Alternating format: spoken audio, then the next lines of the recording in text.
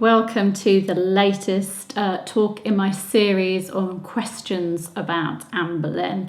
So looking at the many myths that surround this Tudor Queen consort, and also answering questions that people left on my blog, The Anne Boleyn Files.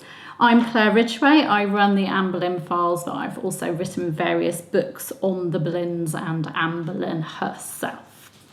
Okay, now today's question has been inspired by questions and comments that I see on social media regarding Anne Boleyn and her nephew Henry Carey.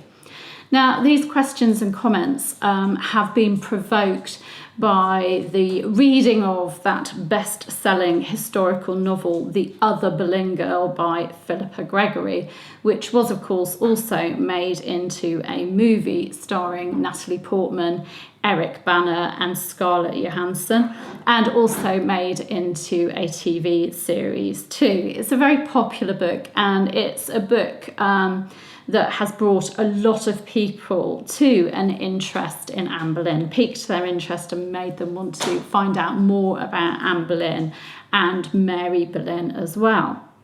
Now, in the novel, The Other Boleyn Girl, following the death of William Carey, who was Mary Boleyn's first husband, who died from sweating sickness in 1528, we have Anne Boleyn suggesting to her sister Mary that Anne should adopt Mary's son, Henry Carey, who in the novel is the son of King Henry VIII, because in the novel, Mary Boleyn and the king have quite a protracted kind of romance love affair, very much in love. And this little boy, Henry Carey, is a result of that relationship. In the novel, Mary is very unhappy with Anne's idea and protests. She doesn't want, Anne to take her son. However, Anne isn't actually asking. It's a done deal. Anne has already formally adopted the boy, and Mary has no choice in the matter at all. Mary says to Anne bitterly that Anne has done it to have a son, Henry's son. You have a son who is a Tudor by birth. If he marries you, then in the same ceremony, he gets a son. So there Mary is saying that because Anne has taken Henry Carey as her own, and because Henry Carey is actually the king's son, that Anne is instantly providing the king with a legal son when she marries him.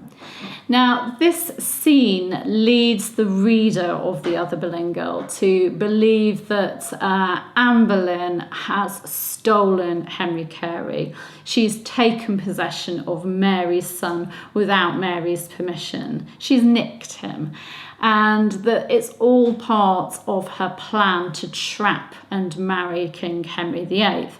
It doesn't paint Anne in a very good light, and in fact that is how The Other Boleyn Girl is. We have Mary Boleyn being the kind sister, and Anne Boleyn being the ambitious and spiteful one, really, if you had to kind of describe them, based on the novel.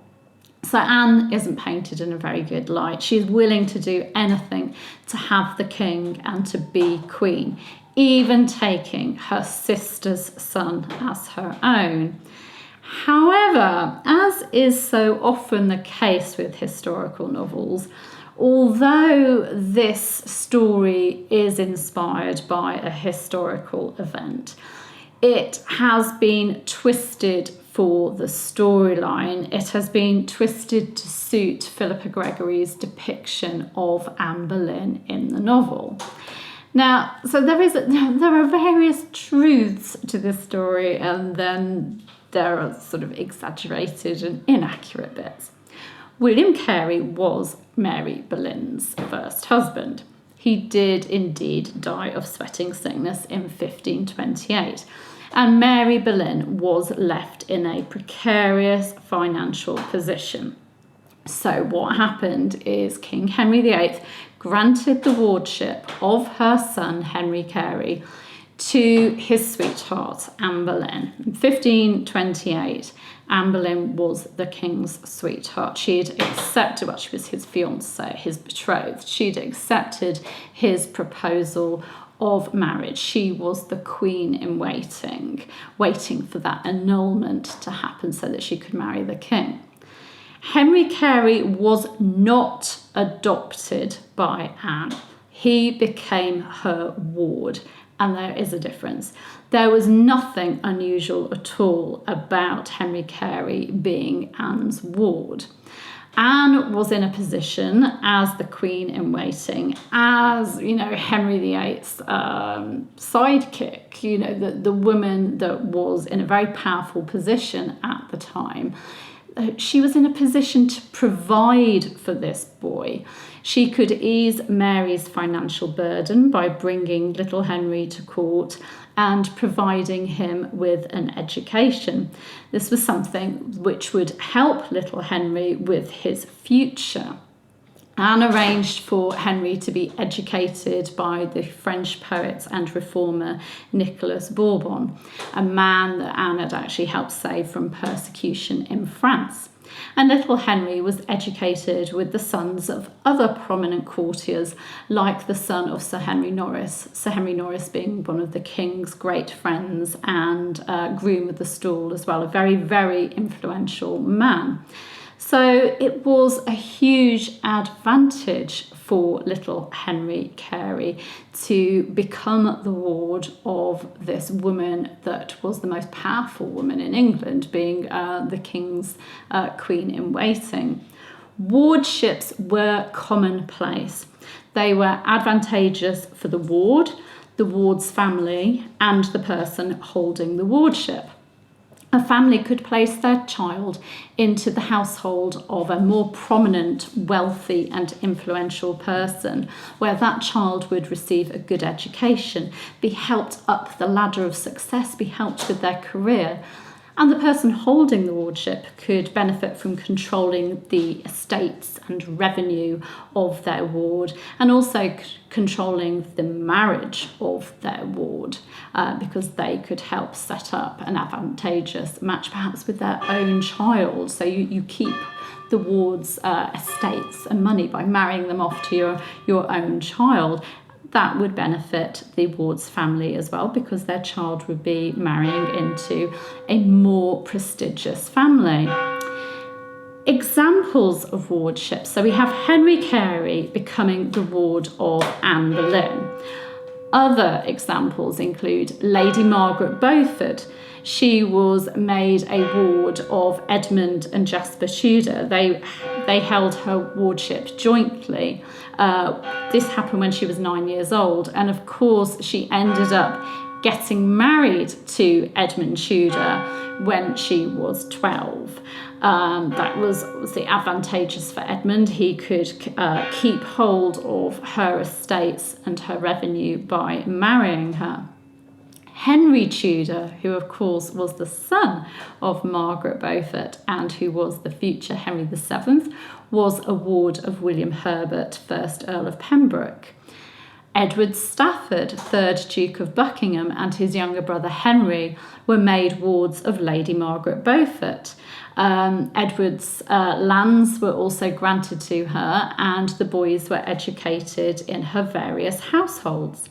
Lady Jane Grey, or Queen Jane, became a ward of Thomas Seymour, 1st Baron Seymour of Sudeley, who was married to the Dowager Queen Catherine Parr.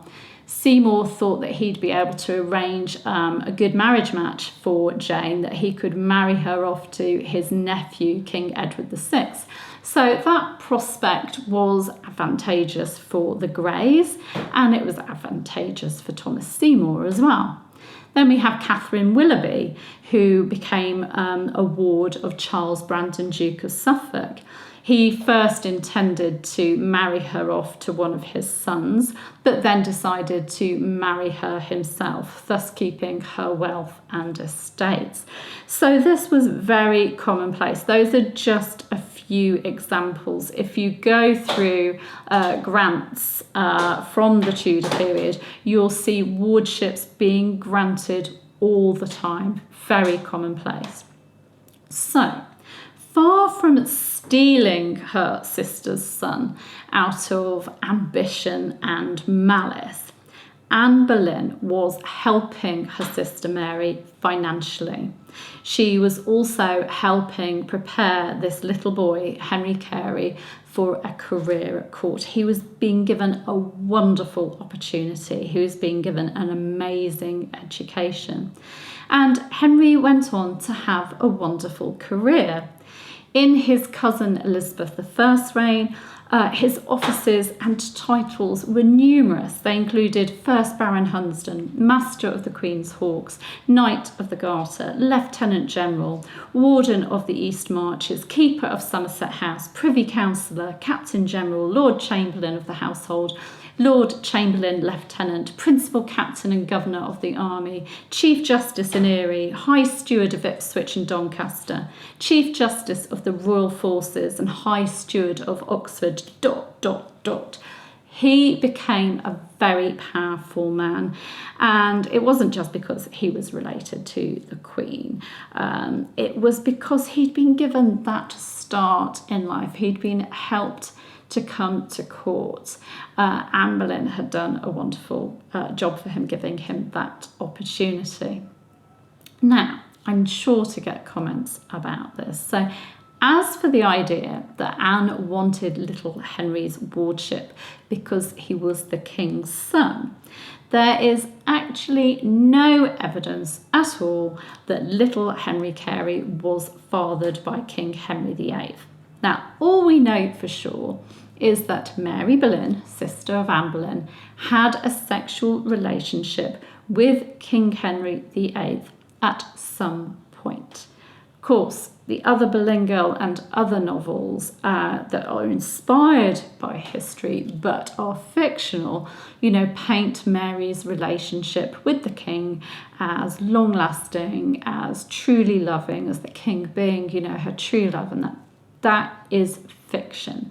We do not know when Mary slept with the king or how long the relationship was.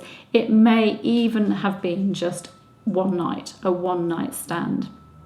If it followed Henry's MO, if it followed the model of Elizabeth Blunt, for example, Bessie Blunt, the king's former mistress, then the king slept with Mary before she was married and then organised a good marriage match for her, just like he'd done with Bessie. When he'd finished with Bessie Blunt, when their relationship had fizzled out, he set her up with a very good marriage match. And we know that the king was behind the marriage match of Mary Boleyn, that he matched her, organised a marriage between Mary and William Carey, who was related to the king and who served him in his privy chamber.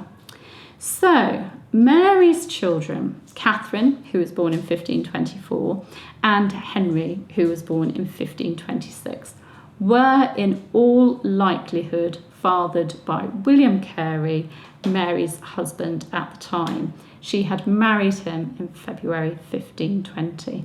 There is absolutely no evidence that these children were fathered by the king. So that answers a few questions, really. But I'd love to know your thoughts on this. And I'm not criticising the Other Boleyn Girl. I'm just pointing out that it is this storyline of Anne stealing Henry Carey is a fictional device inspired by a historical event. So there you go. Anne didn't steal Henry Carey. She helped him, and she helped his mother too by taking him as her ward, by being granted his wardship. It was a way that the king and Anne could help Mary Boleyn. So I'm sure I'll be back soon with another questions about Anne Boleyn talk. But in the meantime, you can check out my daily talks, my On This Day in Tudor History talks, and also the other questions about Anne Boleyn talks that I have done. They're all here for you to enjoy and to get your Tudor fix. I'll see you very soon. Thank you for joining. You can subscribe to this YouTube channel by clicking round about there. That would be very much appreciated. You can give this video a like as well, which would be appreciated too. And you can hit the bell to be notified of videos as they go live too. Thank you for watching. Bye bye.